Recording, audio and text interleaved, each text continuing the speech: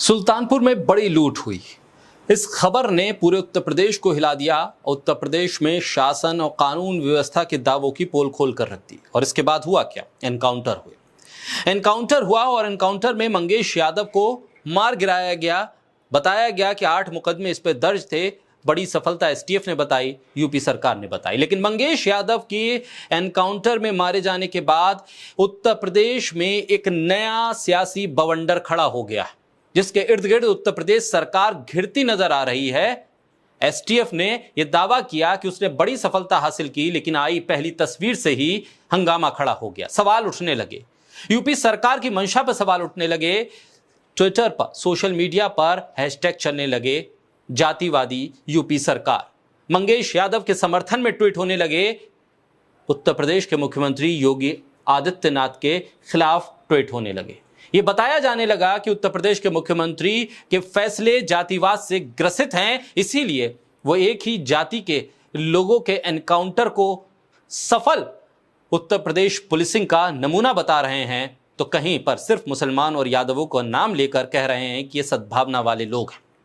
ऐसे में अब सोशल मीडिया पर सवाल उठने लगा है कि अगर मंगेश यादव, जिस पर 8 मुकदमे दर्ज थे, वो इतना बड़ा अपराधी था, इतना बड़ा गुनहगार था कि उसका एनकाउंटर होना एक बड़ी सफलता है और एनकाउंटर होना उसका लाजमी हो गया था, तो फिर योगी आदित्यनाथ पर जो मुकदमे लगे थे, जो हटा लिए गए, वापस ले लिए गए, उसके बाद योगी आदित्यनाथ बड़े अपराधी या मंगेश यादव?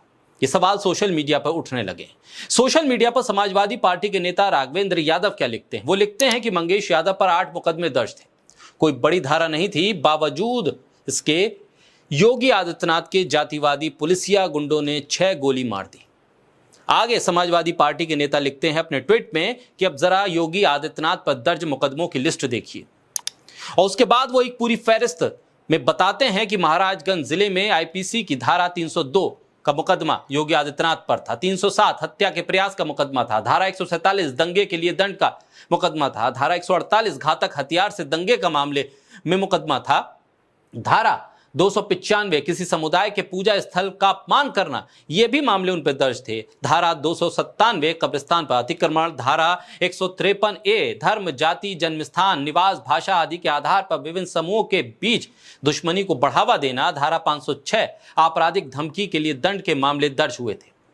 साथ ही समाजवादी पार्टी के नेता आगे लिखते हैं कि गोरखपुर जिले में आईपीसी की धारा 147, 148, 133A उपद्रव को हटाने के लिए सशस्त्र आदेश, धारा 285 आग या दहनशील पदार्थ के संबंध में लापरवाही, धारा 297 कब्रिस्तानों पर अतिक्रमण, गोरखपुर जिले में ऐसी कई धाराओं में मुकदमे दर्ज थे। ये बात अपने ट्वीट के जरिए समाजवादी पार्टी के नेता बता रहे हैं और बता रहे हैं कि योगी आदित्यनाथ मुख्यमंत्री बनने के बाद उन पर से सारे मुकदमे वापस हो जाते हैं। योगी आदित्यनाथ की जाति क्या है, यह सवाल किया जाता है। वो किस जाति के अपराधी थे, ये भी सवाल अब समाजवादी पार्टी के नेता खुलकर लिख रहे हैं, पूछ रहे हैं कि 8 मुकदमे जिस मंगेश यादव पर दर्ज थे, उसका एनकाउंटर इतना जरूरी हो गया था?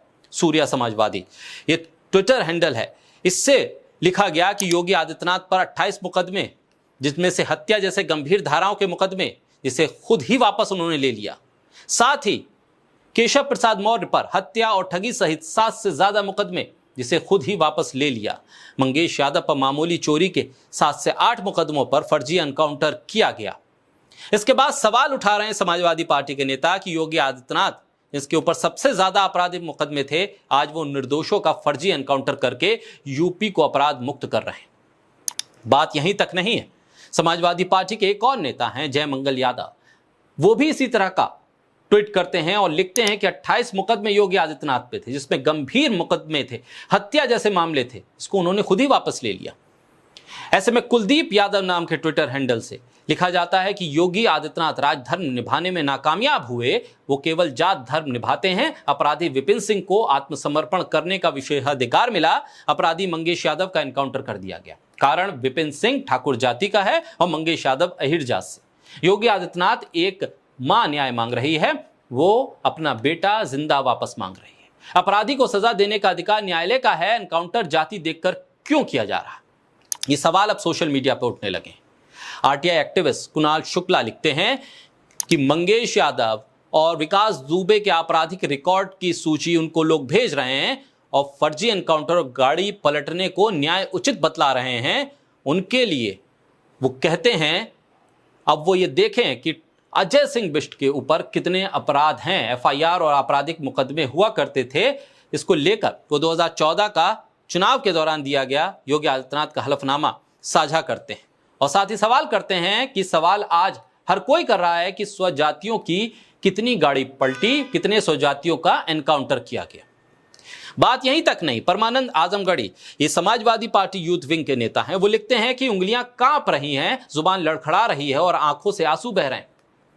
ये सब कुछ खाकी पुलिस की गिरफ्तारी की डर से हो रहा है और साथ ही वो योगी आदित्यनाथ का लोकसभा के भीतर का एक वीडियो साझा कर रहे हैं जिसमें योगी आदित्यनाथ अपने ऊपर लग रहे मुकदमों को लेकर बात रख रहे हैं लोकसभा में और वो रोते हुए रोआंसू से नजर आते हैं। साथ ही वो आगे लिखते हैं कि सोचो एक समय में पुलिस से कांप रहा था जो शख्स, वो आज निर्दोष लोगों का फर्जी एनकाउंटर कर रहा है।